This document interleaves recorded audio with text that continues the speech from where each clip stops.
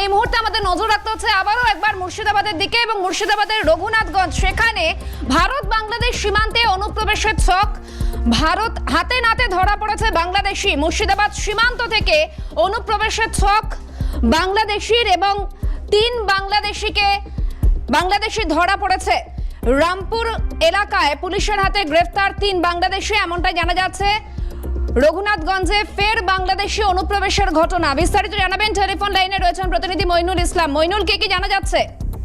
দেখো, যেটা জানা যাচ্ছে যে ভারত বাংলাদেশ সীমান্তে হচ্ছে রঘুনাথগঞ্জ থানা এলাকা, এবং সেই রঘুনাথগঞ্জ থানা এলাকার রামপুর এলাকা থেকে মূলত 3 বাংলাদেশিকে কিন্তু অবৈধভাবে ভারতে প্রবেশ করার কারণে কিন্তু রঘুনাথগঞ্জ থানার অন্তর্গত যে জঙ্গিপুর ফাঁড়ি, সেই ফাঁড়ির পুলিশ কিন্তু গ্রেপ্তার করেছে। যেটা পুলিশ সূত্রে জানা গিয়েছে, ধৃতরা হচ্ছেন জসিম উদ্দিন, মোহাম্মদ জসিম ও রাকিব রহমান।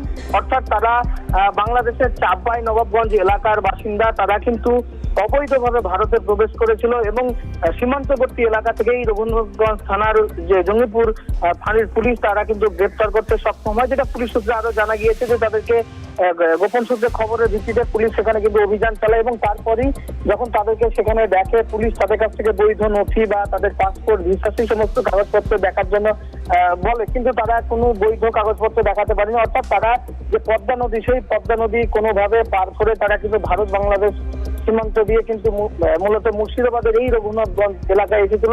তবে পুলিশ তদন্ত করে দেখছে যে তারা কি কারণে এই ভারতে অর্থাৎ মুর্শিদাবাদের রঘুনাথগঞ্জ থানা এলাকায় এসেছিল। অর্থাৎ তারা গরু পাচার করতে বা অন্য কোনো ঘটনার সঙ্গে জড়িত আছে কিনা সেই সমস্ত বিষয় খতিয়ে দেখতে আজকে কিন্তু তাদেরকে জঙ্গিপুর মহকুমা আদালতে তোলা হচ্ছে।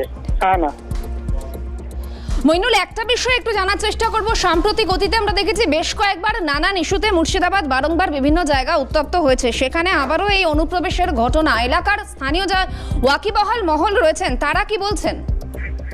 দেখো, যেটা স্থানীয় মানুষজন বা যারা শুভবুদ্ধি সম্পন্ন মানুষ তারা কিন্তু যেটা বলছে যে এই এলাকায় কিন্তু গরু পাচার করার কারণেই মূলত বহু বাংলাদেশি তারা কিন্তু ভারতে অনুপ্রবেশ করে, অবৈধভাবে অনুপ্রবেশ করে, এবং যারা পুলিশ কিন্তু সবসময় তাদেরকে গ্রেপ্তার করতে সক্ষম হয় না। তবে যখন গোপন সূত্রে খবর বা তাদের যে ইন্টেলিজেন্স ব্রাঞ্চ আছে তারা যখন খবর পায়, সেই মতো কিন্তু পুলিশ সেখানে হানা দেয় এবং তাদেরকে গ্রেপ্তার করে। যদিও পুলিশের কাছে এখন স্পষ্ট নয় যে তারা কি কারণে মূলত বাংলাদেশ থেকে তারা ভারতের মুর্শিদাবাদের এই রঘুনাথগঞ্জ এলাকায় অর্থাৎ রামপুর এলাকায় এসেছিল, সেই সমস্ত বিষয় কিন্তু পুলিশের কাছে স্পষ্ট নয়। তবে পুলিশ গোটা ঘটনা তদন্ত করে দেখছে। ধন্যবাদ মইনুল ইসলাম, প্রতিনিধি ছিলেন টেলিফোন লাইনে।